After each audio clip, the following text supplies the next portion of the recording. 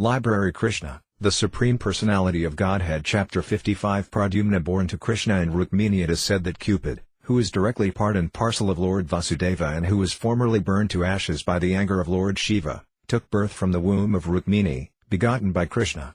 This is Kamadeva, a demigod of the heavenly planets especially capable of inducing lusty desires. The Supreme Personality of Godhead, Krishna, has many grades of parts and parcels, but the quadruple expansions of Krishna, Vāsadeva, Sankarsana, Pradyumna and Aniruddha, are directly in the Vishnu category. Kama, or the Cupid demigod, who later took his birth from the womb of Rukmiṇī, was also named Pradyumna, but he cannot be the Pradyumna of the Vishnu category. He belongs to the category of Yuvatattva, but for exhibiting special power in the category of demigods he was a part and parcel of the superprowess of Pradyumna. That is the verdict of the Goswamis. Therefore, when Cupid was burned to ashes by the anger of Lord Shiva, he merged into the body of Vāsadeva, and to get his body again he was begotten in the womb of Rukmiṇī by Lord Krishna himself. Thus he was born as the son of Krishna and celebrated by the name Pradyumna. Because he was begotten by Lord Krishna directly, his qualities were most similar to those of Krishna. There was a demon of the name Sambara who was destined to be killed by Pradyumna. The Sambara demon knew of his destiny, and as soon as he learned that Pradyumna had been born, he took the shape of a woman and kidnapped the baby from the maternity home less than 10 days after his birth. The demon took him and threw him directly into the sea. But, as it is said, whoever is protected by Krishna, no one can kill, and whoever is destined to be killed by Krishna, no one can protect. When Pradyumna was thrown into the sea, a big fish immediately swallowed him. Later this fish was caught in the net of a fisherman, and the fish was later sold to the Sambara demon. In the kitchen of the demon was a maidservant whose name was Mayavati. This woman had formerly been the wife of Cupid, called Rati. When the fish was presented to the demon Sambara, it was taken charge of by his cook, who was to make it into a palatable fish preparation. Demons and Rakshasas are accustomed to eating meat, fish and similar non-vegetarian foods. Demons like Ravana, Kamsa, and Hiranyakasipu, although born of Brahmana and Kshatriya fathers, used to take meat and fish without discrimination. This practice is still prevalent in India, and those who eat meat and fish are generally called demons and Rakshasas. When the cook was cutting the fish, he found within its stomach a nice baby, which he immediately presented to the charge of Mayavati, who was an assistant in the kitchen affairs. This woman was surprised to see how such a nice baby could remain within the belly of a fish, and the situation perplexed her.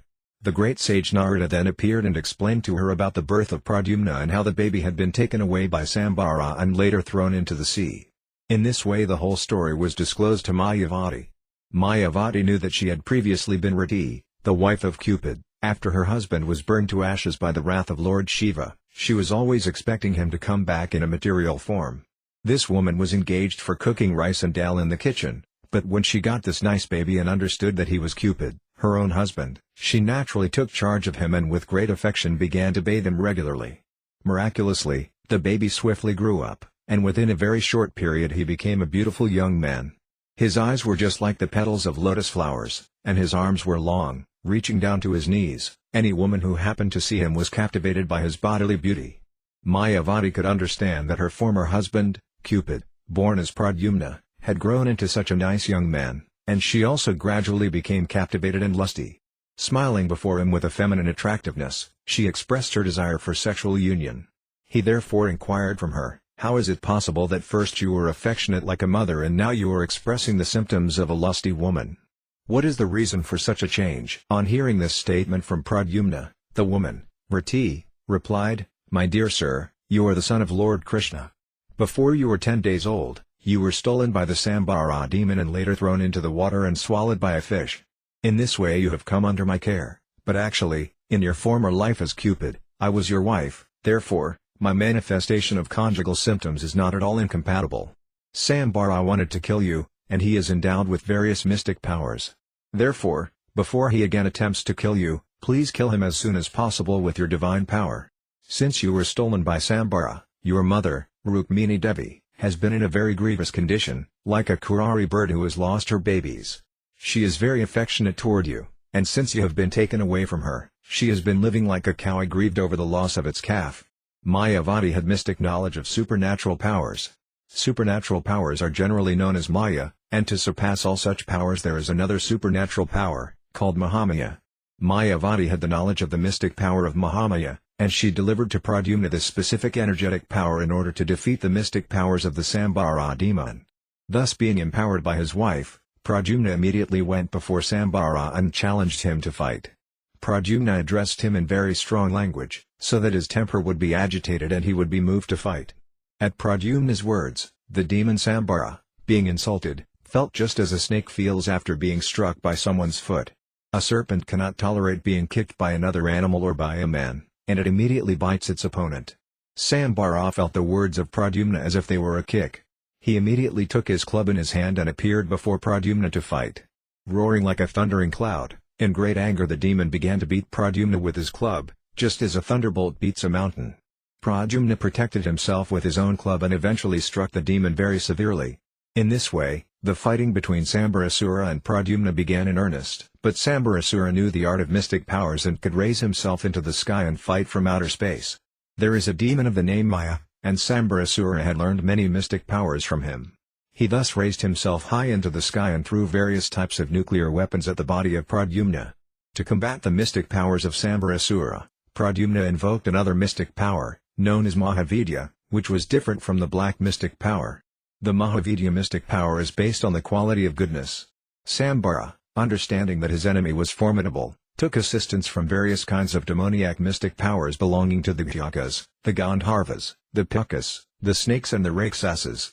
But although the demon exhibited his mystic powers and took shelter of supernatural strength, Pradyumna was able to counteract his strength and powers by the superior power of Mahavidya.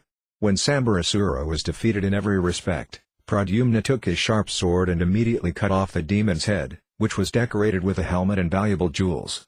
When Pradyumna thus killed the demon, all the demigods in the higher planetary system showered flowers on him. Pradyumna's wife, Mayavati, could travel in outer space, and therefore they directly reached Dvaraka, his father's capital, by the airways. They passed above the palace of Lord Krishna and came down as a cloud comes down with lightning. The inner section of a palace is known as the Antapura, private apartments. Pradyumna and Mayavati could see many women there, and they sat down among them. When the women saw Pradyumna, dressed in yellowish garments, with very long arms, curling hair, beautiful reddish eyes, a smiling face, jewelry and ornaments, they at first could not recognize him as a personality different from Krishna. They all felt very bashful at the sudden presence of Krishna and wanted to hide in a different corner of the palace. When the women saw, however, that not all the characteristics of Lord Krishna were present in the personality of Pradyumna, out of curiosity they came back to see him and his wife, Mayavati. All of them were conjecturing as to who he was, for he was so beautiful. Among the women was Rukmiṇī Devi, who was equally beautiful, with her lotus-like eyes. Seeing Pradyumna, she naturally remembered her own son, and milk began to flow from her breasts out of motherly affection. She then began to wonder, who is this beautiful young boy? He appears to be the most beautiful person. Who is the fortunate young woman able to conceive this nice boy in her womb and become his mother? And who is that young woman who has accompanied him? How have they met? Remembering my own son, who was stolen from the maternity home, I can only guess that if he is living somewhere, he might have grown by this time to be like this boy. Simply by intuition, Rukmiṇī could understand that Pradyumna was her own lost son. She could also observe that Pradyumna resembled Lord Krishna in every respect. She was struck with wonder as to how he had acquired all the characteristics of Lord Krishna. She therefore began to think more confidently that the boy must be her own grown-up son because she felt so much affection for him, and, as an auspicious sign, her left arm was trembling. At that very moment, Lord Krishna, along with his father and mother, Devaki and Vyāsadeva, appeared on the scene. Krishna, the Supreme Personality of Godhead, could understand everything, yet in that situation he remained silent. However, by the desire of Lord Sri Krishna, the great sage Narada also appeared, and he disclosed all the incidents, how Pradyumna had been stolen from the maternity home and how he had grown up and had come there with his wife, Mayavati, who had formerly been Rati, the wife of Cupid. When everyone was informed of the mysterious disappearance of Pradyumna and how he had grown up, they were all struck with wonder because they had gotten back their dead son after they were almost hopeless of his return. When they understood that it was Pradyumna who was present, they received him with great delight. One after another, all the members of the family, Devaki, Vyāsadeva, Lord Sri Krishna, Lord Balarama, Rukmiṇī and all the women of the family, embraced Pradyumna and his wife, Mayavati. When the news of Pradyumna's return spread all over the city of Dvaraka, all the astonished citizens came with great eagerness to see the lost Pradyumna. "The dead son has come back," they said. "What can be more pleasing than this?" Srila Sukadeva Goswami has explained that in the beginning all the ladies of the palace, who were all mothers and stepmothers of Pradyumna, mistook him to be Krishna and were all bashful, infected by the desire for conjugal love. The explanation is that Pradyumna's personal appearance was exactly like Krishna's, and he was factually Cupid himself. There was no cause for astonishment, therefore, when the mothers of Pradyumna and the other women mistook him in that way. It is clear from this statement that Pradyumna's bodily characteristics were so similar to Krishna's that he was mistaken for Krishna even by his mother. Thus ends the Bhaktivedanta purport of the 55th chapter of Krishna, Pradyumna born to Krishna and Rukmiṇī.